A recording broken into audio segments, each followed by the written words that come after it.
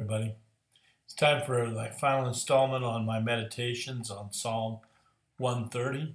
This one will be called Israel's Deliverance. Psalm 130, Meditation, Part 4.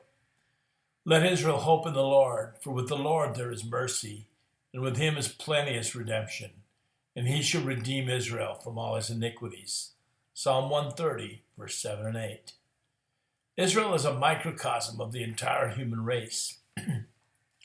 What is true of her is true also of the human race. Thus, this psalm is her cry and is a promise for her future. On a personal level, of course, it applies to all of us. But as you can see, Israel is in view here. Every experience in this psalm is the experience of Israel. It is she who constantly cries out of the depths, time and again. Many of the psalms testify to her heart cries for deliverance and restoration. Israel's in the depths, for she has many enemies, and she has been exiled by God for her sins. Let me quote a couple of the Psalms of Ascent. In my distress I cried unto the Lord, and he heard me. Deliver my soul from lying lips and from a deceitful tongue. What shall be given unto thee, or what shall be done unto thee, thou false tongue? Sharp arrows of the mighty with coals of juniper. Woe is me that I sojourn in Meshach, that I dwell in the tents of Kedar. My soul hath long dwelt with them, him that hateth peace. I am for peace, but when I speak, they are for war. Psalm 120.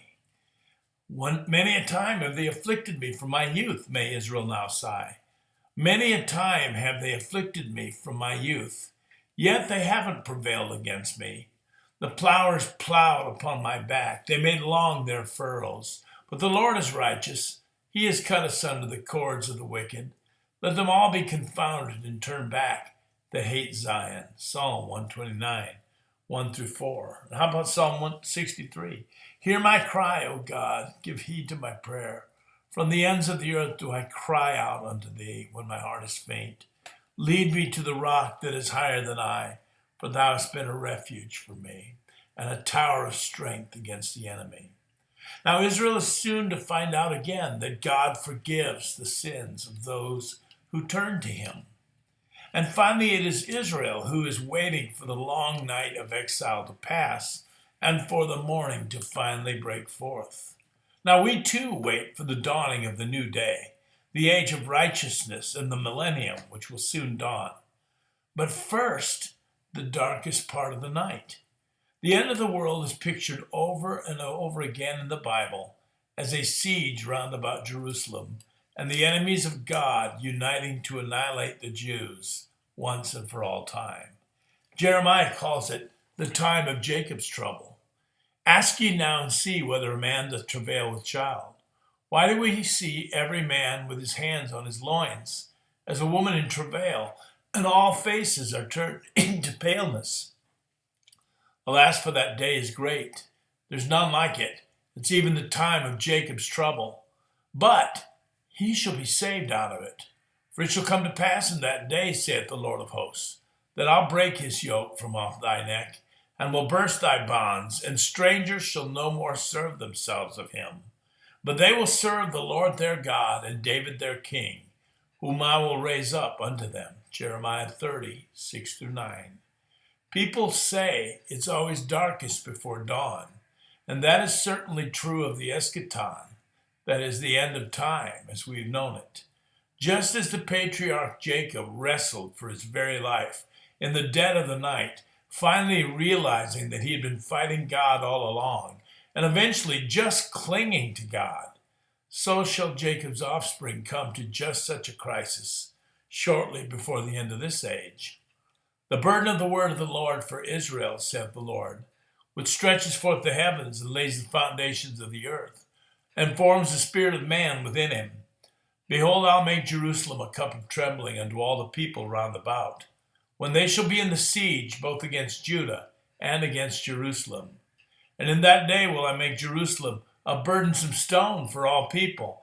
All that burden themselves with it shall be cut in pieces, though all the people of the earth be gathered together against it. Zechariah 12, 1 through 3. But God shall indeed redeem Israel in her darkest hour, and he will show her plenteous redemption and mercy. Something wonderful happens in Israel's final conflict. God will reveal himself to her just as he has done for so many of us Gentiles, showing her the pierced hands and feet of her King Messiah and causing her to reevaluate a brother whom she had long ago rejected and cast aside. It says in Zechariah again, chapter 12, I'll pour on the house of David and on the inhabitants of Jerusalem the spirit of grace and supplication. And they shall look upon me whom they have pierced, and they shall mourn for him as one mourns for his only son. And they shall be in bitterness for him as one that is in bitterness for his firstborn.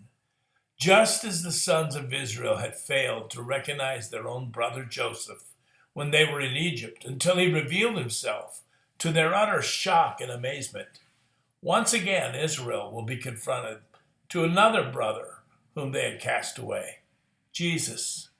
But he will come to them in the darkness of the last terrible night, and Israel shall be redeemed. In that day there shall be a fountain open for cleansing to the house of David and to the inhabitants of Jerusalem for sin and for uncleanness. Zechariah 13:1. A fountain for cleansing shall be opened to her, that many of we Gentiles are familiar with, for we often sing of it with grateful hearts and trembling lips. There is a fountain filled with blood, drawn from Emmanuel's veins, and sinners plunge beneath that flood, lose all their guilty stains. Lose all their guilty stains, lose all their guilty stains. O sinners plunge beneath that flood, lose all their guilty stains. Oh, finally the national sin will be removed. Finally the prodigal son will be restored, the ring put on his finger, the sandals on his feet. Finally, it shall bring about the resurrection of the dead for the whole world. Pray for Israel. Pray that she be saved. Pray for Zion. Pray for the peace of Jerusalem. Shalom.